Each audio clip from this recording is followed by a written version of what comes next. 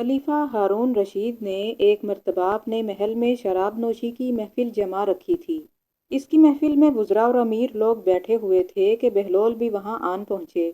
بہلول نے خاموش نظروں سے بادشاہ کی حرکتوں پر غور کیا اور خلیفہ ہارون رشید کو بھی بہلول کی نصیحتیں یاد آ گئیں۔ نشے میں مست ہو کر اس نے سوچا کہ اس سے پہلے بہلول کوئی ایسی بات کر دے کہ جس سے میرا سر جھک جائے، وہ خود پہل کرے۔ اور یہ سوچ کر اس نے بہلول سے کہا کہ بہلول میرے ایک سوال کا جواب دو گے؟ بہلول نے کہا کہ جی ہاں حضور، کیوں نہیں۔ خلیفہ ہارون رشید نے سوال کیا کہ بہلول یہ بتاؤ کہ اگر کوئی شخص انگور کھا لے تو وہ کیا حرام ہے؟ بہلول نے جواب دیا کہ بالکل نہیں۔ ہارون نے کہا کہ اگر وہ انگور کھا کر پانی پی لے تو؟ بہلول نے جواب دیا کہ جناب کوئی حرج نہیں۔ ہارون نے پھر کہا کہ اگر یہی شخص انگور کھا کر پانی پی لے اور پھر اس کے بعد دھوپ میں بیٹھ جائے تو؟ پھر جواب دیا کہ محترم کوئی مذائقہ نہیں، جتنی دیر چاہے بیٹھے۔ ہارون بولا کہ پھر تم خود ہی بتاؤ کہ یہی انگور اور پانی کچھ عرصہ دھوپ میں رکھ دینے سے حرام کیوں ہو جاتے ہیں؟ ہارون بڑے فخر کے ساتھ بہلول کو لاجواب کرنا چاہتا تھا۔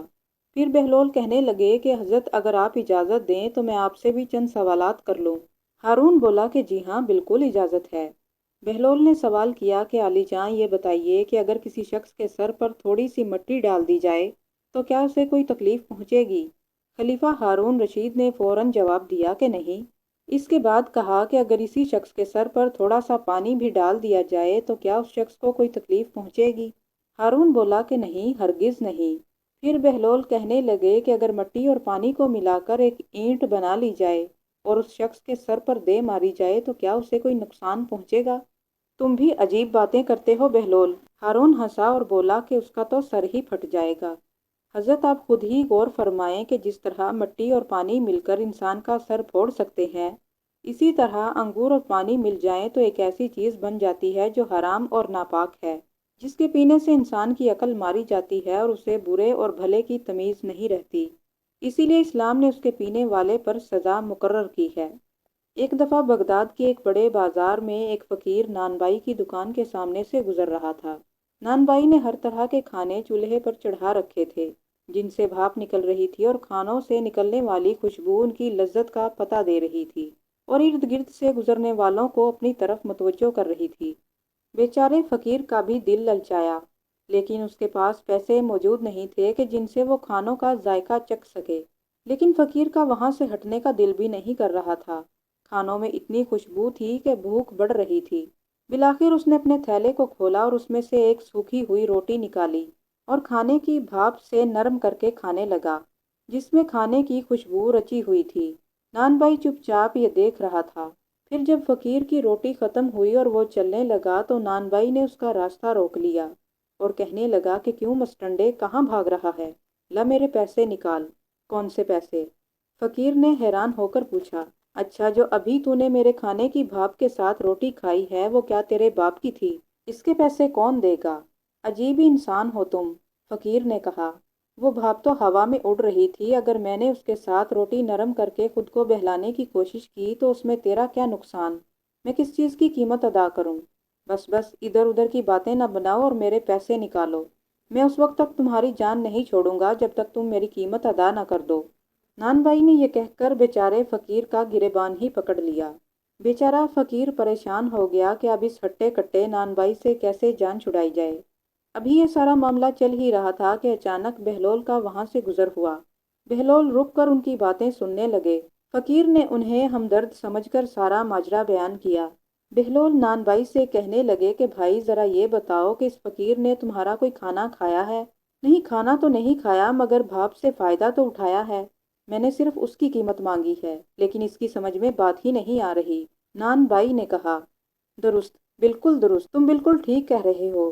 بہلول نے سر ہلایا اور اپنی جیب سے مٹھی بھر کر سکے نکالے اور وہ ان سکوں کو ایک ایک کر کے زمین پر گراتا جاتا اور کہتا جاتا، نان بھائی یہ لے پیسوں کی آواز پکڑ، یہ لے اپنے کھانے کی بھاپ کی قیمت ان سکوں کی کھنک میں وصول کر لے، لے یہ سکوں کی آواز تیرے کھانے کی خوشبو کی قیمت ہے۔ ادھر ادھر کے لوگوں کا یہ دیکھ کر ہنس ہنس کر برا حال تھا۔ نان بھائی نے اپنی خفت مٹا کر کہا کہ یہ کون سا طریقہ ہے قیمت ادا کرنے کا؟ بہلول کہنے لگے کہ اگر تو اپنے کھانے کی بھاپ اور خوشبو بیچے گا تو اس کی قیمت تو تجھے سکوں کی آواز میں ہی مل سکتی ہے۔ بہلول ہمیشہ کی طرح خلیفہ ہارون رشید کو نصیحت کرنے کے لیے محل میں آیا جایا کرتے، اگرچہ انہیں معلوم تھا کہ اس مغرور عباسی خلیفہ کے کانوں پر جوں تک نہیں رینگتی، مگر پھر بھی نہ جانے کیوں اپنی سی کوشش کرتے رہتے، اور انہیں عادت سی ہو گئی تھی کہ وہ اکثر محل میں آ کر خلیفہ کو باتوں ہی باتوں میں سمجھایا کرتے کہ وہ غلطی پر ہے۔ ہارون بھی بہلول کی باتوں کا عادی ہو چکا تھا، اگرچہ بہلول کی باتیں بڑی ہی سخت ہوتی اور خلیفہ کے ساتھ اکثر تلخ کلامی بھی ہو جایا کرتی، اس کے باوجود خلیفہ ہارون بہلول کی باتوں کو سنجیدہ نہیں لیتا تھا۔ لیکن اب کی بار بھری محفل میں بہلول نے ایسی حرکت کی کہ جس پر خلیفہ بہت ناراض ہوا۔ ہوا کچھ یوں کہ جب بہلول دربار میں داخل ہوئے تو دیکھا کہ لوگوں کی ایک بڑی تعداد خلیفہ کے ارد گرد بیٹھی ہوئی ہے۔ جس طرف بھی نظر دوڑائی بہلول کو بیٹھنے کے لیے کوئی جگہ بھی نظر نہ آئی، اور ساتھ ہی انہوں نے یہ بھی محسوس کیا کہ کسی شخص کو بھی ان کے آنے پر خوشی محسوس نہیں ہوئی۔ وہ تھوڑی دیر کھڑے لوگوں کو تکتے رہے، مگر پھر مجمع کو اچانک سے چیرتے ہوئے سیدھے تخت کی طرف بڑھے اور ہارون کے ساتھ جا کر تخت پر بیٹھ گئے۔ دربار میں بیٹھے ہوئے خوش آمدی لوگ چیخ چیخ کر کہنے لگے کہ یہ کیسی حرکت ہے، یقیناً بہلول دیوانہ ہو چکا ہے، آج تک خلیفہ کی شان میں کسی نے ایسی گستاخی نہیں کی تھی۔ ہارون لوگوں کی باتیں سن کر غصے سے بہلول کی طرف دیکھنے لگا، لیکن بہلول ٹس سے مس نہ ہوئے۔ ان کے لبوں پر ایک دبی ہوئی مسکراہٹ تھی۔ غصے سے ہارون زبان بند کیے ہوئے بیٹھا تھا اور سوچ رہا تھا کہ لوگوں کے سامنے بہلول نے اس کی کس قدر توہین کی ہے۔ لوگ حیران ہو کر خلیفہ کی طرف دیکھ رہے تھے۔ ہارون گہری سوچ میں تھا اور سوچ رہا تھا کہ کیسے بہلول سے جان چھڑوائی جائے۔ پھر اچانک اس کے ذہن میں ایک ترکیب آئی اور وہ ایک مصنوعی مسکراہٹ کے ساتھ بہلول کی طرف دیکھنے لگا اور کہنے لگا کہ اگر تم اتنی تکلیف اٹھا کر ہمیں ملنے کے لیے آ ہی گئے ہو تو تم سے ایک سوال ہے، اگر تم اس کا صحیح جواب دو گے تو ہم تجھے 1000 دینار انعام میں دیں گے، لیکن اگر تم اس کا جواب نہ دے پائے تو ہم حکم دیں گے کہ تمہاری مونچھیں اور داڑھی منڈوا کر تمہیں گدھے پر سوار کر کے گلی کوچوں اور بازاروں کے چکر لگوائے جائیں۔ بہلول یہ سن کر سمجھ چکے تھے کہ خلیفہ انتقام پر اتر آیا ہے، اس لیے اس کی توہین کرتے ہوئے بولے کہ مجھے تیرے دیناروں کی کوئی ضرورت نہیں، البتہ ایک شرط کے ساتھ میں تیری یہ پہیلی بوجھنے کے لیے تیار ہوں۔ ہارون نے پوچھا کہ کس قسم کی شرط؟ بہلول نے کہا کہ شرط یہ ہے کہ تم مکھیوں کو حکم دو کہ وہ مجھے نہ ستائیں۔ ہارون سر جھکا کر سوچنے لگا اور پھر ادھر ادھر دیکھنے لگا کہ مجمع میں سے ہی کوئی شخص بہلول کو اس بات کا جواب دے سکے، لیکن سب لوگ دنگ رہ گئے۔ مجبوراً ہارون کو یہ تسلیم کرنا پڑا کہ مکھیوں پر اس کا حکم نہیں چلتا۔ بہلول حقارت سے ہارون کی طرف دیکھتے ہوئے بولا کہ تم کیسے بادشاہ ہو جو ان ناچیز مکھیوں کے سامنے عاجز ہو؟ یہ سن کر تمام درباری کہے لگا لگا کر ہنسنے لگے۔ ہارون بہت غصے سے عام مجمع کی طرف دیکھنے لگا، جس سے سارے مجمع کی ہنسی رفو چکر ہو گئی اور ان کی سانس رک گئی۔ بہلول کو اندازہ ہو گیا تھا کہ اس نے حد سے زیادہ ہارون کو دوسروں کے سامنے رسوا کیا ہے، لیکن اس کے بعد بہلول نے ارادہ کیا کہ ہارون کی دلجوئی کی جائے اور ہارون کے غصے کو ٹھنڈا کیا جائے۔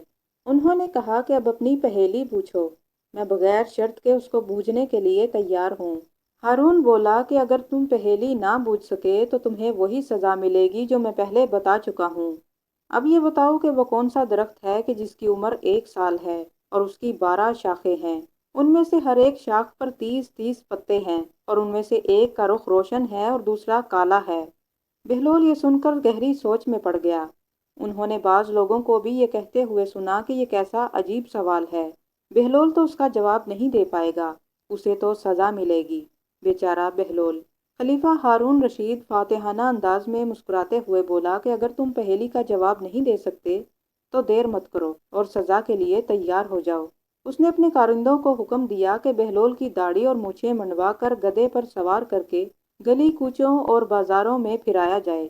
بہلول خلیفہ کی بات کاٹتے ہوئے بولا کہ یہ درخت سال ہے، 12 شاخیں اس کے 12 مہینے ہیں اور 30 پتے مہینے کے دن ہیں، جن کا روشن رخ دن کا اور کالا رخ رات کا ہے۔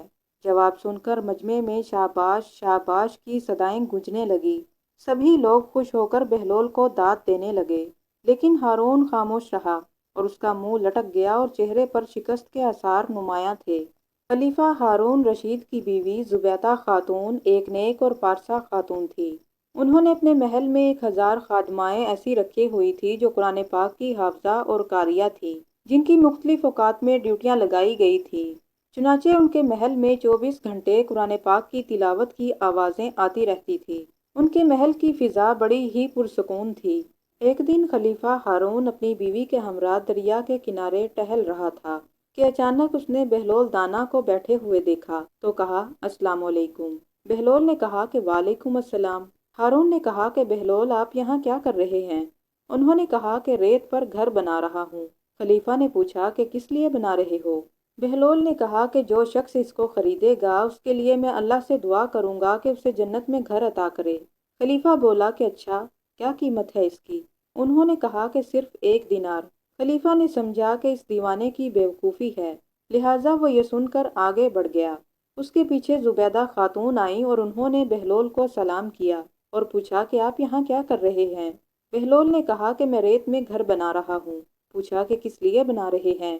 بہلول نے جواب دیا کہ جو شخص اس کو خریدے گا اس کے لیے میں اللہ سے دعا کروں گا کہ اس کے بدلے اسے جنت میں گھر عطا کرے۔ انہوں نے پوچھا کہ بہلول، اس گھر کی کیا قیمت ہے؟ انہوں نے کہا کہ فقط 1 دینار۔ زبیدہ خاتون نے 1 دینار نکال کر انہیں دے دیا اور کہا کہ میرے لیے دعا کرنا، اور وہ دعا لے کر چلی گئی۔ رات کو جب ہارون سو گیا تو اس نے خواب میں جنت کے مناظر دیکھے۔ آبشاریں، پھل پھول وغیرہ دیکھنے کے بعد وہاں اس نے بڑے بڑے عالیشان محلات دیکھے۔ پھر ایک سرخ یاقوت سے بنے ہوئے محل کو دیکھا کہ جس پر زبیدہ خاتون کا نام لکھا ہوا تھا۔ ہارون نے سوچا کہ میں دیکھوں تو صحیح کہ یہ میری ہی بیوی کا محل ہے۔ وہ محل میں داخل ہونے کے لیے جیسے ہی دروازے پر پہنچا تو ایک دربان نے ان کو روک لیا۔ ہارون کہنے لگا کہ اس پر میری بیوی کا نام لکھا ہوا ہے، لہٰذا مجھے اندر جانے دیجیے۔ دربان نے کہا کہ یہاں کا دستور الگ ہے، یہاں جس کا نام لکھا ہوتا ہے اسی کو ہی اندر جانے کی اجازت ہوتی ہے، اس کے علاوہ کسی کو اجازت نہیں ہوتی، لہٰذا تم اندر داخل نہیں ہو سکتے۔ جب دربان نے ہارون کو پیچھے ہٹایا تو ہارون کی آنکھ کھل گئی۔ بیدار ہونے کے بعد فوراً خیال آیا کہ مجھے لگتا ہے کہ بہلول کی دعا زبیدہ خاتون کے حق میں اللہ پاک نے قبول کر لی ہے۔ پھر اسے افسوس ہوا کہ میں بھی اگر 1 دینار دے کر اپنے لیے ایک محل خرید لیتا تو کتنا اچھا ہوتا۔ وہ ساری رات اسی افسوس میں کروٹیں بدلتا رہا اور پھر صبح ہو گئی۔ پھر اس کے دل میں خیال آیا کہ کیوں نہ آج پھر میں اس دریا کے کنارے جاؤں۔ اگر آج مجھے بہلول مل گیا تو میں اسے 1 دینار دے کر اپنے لیے ایک محل خرید لوں گا۔ چنانچہ اگلے روز اپنی بیوی کو لے کر چل پڑا اور وہ بہلول کو تلاش کرنے لگا، ادھر ادھر دیکھتا رہا۔ اچانک بہلول پہلے کی طرح اسی جگہ پر بیٹھے مکان بنا رہے تھے۔ ہارون رشید نے السلام علیکم کہا۔ بہلول نے کہا وعلیکم السلام۔ پوچھا کہ کیا کر رہے ہو؟ بہلول نے کہا کہ میں گھر بنا رہا ہوں۔ ہارون نے پوچھا کہ کس لیے بنا رہے ہو؟ بہلول نے کہا کہ جو شخص اس گھر کو خریدے گا اس کے لیے میں اللہ سے دعا کروں گا کہ اس کے بدلے اللہ تعالیٰ اسے جنت میں ایک محل عطا کرے۔ ہارون نے پوچھا کہ بہلول، اس گھر کی کیا قیمت ہے؟ بہلول نے کہا کہ اس گھر کی قیمت پوری دنیا کی بادشاہت ہے۔ ہارون رشید نے کہا کہ اتنی قیمت تو میں ادا نہیں کر سکتا۔ کل تو تم صرف 1 دینار کے بدلے دے رہے تھے اور آج پوری دنیا کی بادشاہت مانگ رہے ہو۔ بہلول دانا نے کہا کہ بادشاہ سلامت، کل بن دیکھے کا معاملہ تھا، آج دیکھا ہوا معاملہ ہے۔ کل بن دیکھے کا سودا تھا اس لیے سستا مل رہا تھا، آج چونکہ تم دیکھ کر آ رہے ہو اس لیے قیمت بھی زیادہ دینی پڑے گی۔ کہا جاتا ہے کہ ایک مرتبہ شیخ جنید بغدادی رحمۃ اللہ علیہ سفر کے ارادے سے بغداد روانہ ہوئے اور حضرت کے مرید بھی ساتھ تھے۔ پوچھا کہ تم لوگوں کو بہلول دانا کا معلوم ہے؟ لوگوں نے کہا کہ حضرت وہ تو ایک دیوانہ ہے، آپ کو اس سے کیا ملے گا؟ شیخ نے کہا کہ آپ ذرا اسے تلاش کیجئے، مجھے اس سے کام ہے۔ پھر تھوڑی دیر کوشش کرنے کے بعد ایک صحرا میں حضرت بہلول دانا کو ڈھونڈ نکالا اور شیخ جنید بغدادی کو ساتھ لے کر وہاں پہنچ گئے۔ شیخ جنید بغدادی جب بہلول دانا کے سامنے گئے تو دیکھا کہ حضرت بہلول سر کے نیچے اینٹ رکھے ہوئے لیٹے ہوئے ہیں۔ شیخ نے سلام کیا۔ بہلول نے جواب دیا اور پوچھا کہ تم کون ہو؟ شیخ نے جواب دیا کہ میں جنید بغدادی ہوں۔ او ابو القاسم، تم ہی وہ شیخ بغدادی ہو جو لوگوں کو بزرگوں کی باتیں سکھاتا ہے؟ جی ہاں، بس کوشش کرتا رہتا ہوں، شیخ نے جواب دیا۔ بہلول نے پوچھا کہ اچھا، تم اپنے کھانے کا طریقہ تو جانتے ہی ہوگے؟ جنید بغدادی نے کہا کہ کیوں نہیں، بسم اللہ پڑھتا ہوں اور اپنے سامنے کی چیز کھاتا ہوں، چھوٹا نوالا بناتا ہوں اور آہستہ آہستہ چباتا ہوں، دوسروں کے نوالے پر نظر نہیں رکھتا۔ اور کھانا کھاتے وقت اللہ کی یاد سے غافل نہیں رہتا۔ پھر دوبارہ کہا کہ جو لقمہ بھی کھاتا ہوں الحمدللہ کہتا ہوں۔ کھانا شروع کرنے سے قبل ہاتھ دھوتا ہوں اور پھر ختم کرنے کے بعد بھی ہاتھ دھوتا ہوں۔ یہ سن کر بہلول اٹھ کھڑے ہوئے اور اپنا دامن شیخ کی طرف جھٹکتے ہوئے بولے، تم تو انسانوں کے پیر و مرشد بننا چاہتے ہو اور حال یہ ہے کہ اب تک کھانے کا طریقہ بھی نہیں جانتے۔ یہ کہہ کر بہلول نے اپنا راستہ لیا۔ شیخ کے مریدوں نے کہا کہ حضرت یہ شخص تو دیوانہ ہے۔ ہاں دیوانہ تو ہے مگر اپنے کام کے لیے ہوشیاروں کے بھی کان کاٹتا ہے۔ اس سے سچ جاننا چاہیے۔ آؤ ذرا اس کے پیچھے چلتے ہیں۔ بہلول ایک ویرانے میں جا کر ایک جگہ پر بیٹھ گئے۔ شیخ اور مرید بھی پیچھے تھے۔ انہوں نے شیخ سے پھر وہی سوال کیا۔ آپ نے کہا کہ میں شیخ بغدادی ہوں جو کھانا کھانے کا طریقہ نہیں جانتا۔ تم کھانا کھانے کے آداب تو نہیں جانتے، لیکن گفتگو کا طریقہ تو معلوم ہی ہوگا۔ شیخ نے جواب دیا کہ جی ہاں جانتا تو ہوں۔ ہر ایک بات ایک اندازے کے مطابق کہتا ہوں، بے حساب اور بے موقع نہیں بولتا۔ سننے والوں کو سمجھ کر اللہ اور اس کے رسول کے احکام کے بارے میں بتاتا ہوں۔ یہ خیال رکھتا ہوں کہ ایسی باتیں نہ کروں کہ لوگ مجھ سے بیزار ہو جائیں۔ پھر گفتگو سے متعلق اور باتیں بھی بیان کی تو بہلول نے کہا کہ کھانا کھانے کے آداب تو ایک طرف، تمہیں تو بات کرنے کا ڈھنگ بھی نہیں آتا۔ پھر منہ پھیر کر ایک طرف چل دیے۔ مریدوں سے خاموش نہ رہا گیا۔ انہوں نے کہا کہ حضرت یہ شخص تو دیوانہ ہے۔ آپ دیوانے سے بھلا کیا توقع رکھتے ہیں؟ حضرت جنید بغدادی کہنے لگے کہ مجھے تو ابھی اس سے اور کام ہے، تم لوگ نہیں سمجھ سکتے۔ اس کے بعد شیخ نے پھر بہلول کا پیچھا کیا۔ بہلول نے رک کر پیچھے مڑ کر کہا کہ تمہیں کھانا کھانے اور بات کرنے کے آداب تو نہیں معلوم، سونے کا طریقہ تو تمہیں معلوم ہی ہوگا۔ جی ہاں معلوم تو ہے۔ جب میں عشاء کی نماز اور درود و سلام سے فارغ ہو جاتا ہوں تو سونے کے کمرے میں چلا جاتا ہوں۔ یہ کہہ کر شیخ نے وہ آداب بیان کیے جو انہوں نے بزرگان دین کی تعلیم سے حاصل کیے تھے۔ بہلول نے کہا کہ معلوم ہوتا ہے کہ تمہیں سونے کے آداب بھی نہیں آتے۔ یہ کہہ کر بہلول نے جانا چاہا مگر شیخ نے ہاتھ پکڑ لیا اور کہا، اے حضرت میں نہیں جانتا، اللہ کے واسطے آپ مجھے بتائیے۔ کچھ دیر کے بعد بہلول نے کہا کہ میاں یہ جو سب باتیں تم نے بیان کی ہیں یہ سب بعد کی باتیں ہیں، اصل بات مجھ سے سنو۔ کھانا کھانے کا اصل طریقہ یہ ہے کہ سب سے پہلے حلال روزی ہونی چاہیے۔ اگر غذا میں حرام کی چیز ہے تو آداب جو تم نے بیان کیے ان پر عمل کرنے سے کوئی فائدہ نہیں ہوگا اور دل روشن ہونے کے بجائے تاریک ہوتا جائے گا۔ شیخ نے یہ سن کر جزاک اللہ کہا۔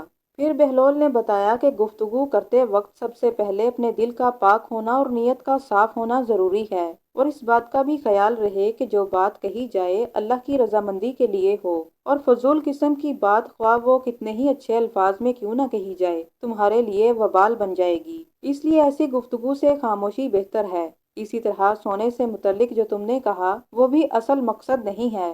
اصل بات یہ ہے کہ جب تم سونے لگو تو تمہارا دل بغض اور حسد اور کینہ سے پاک ہونا چاہیے۔ تمہارے دل میں مال و دنیا کی محبت نہیں ہونی چاہیے، اور یہاں تک جب تک نیند نہ آئے اللہ تعالیٰ کی یاد میں مشغول رہو۔ حضرت جنید بغدادی رحمۃ اللہ علیہ نے جب یہ بات سنی تو بہلول دانا کے ہاتھوں کو بوسہ دیا اور ان کے لیے دعا کی۔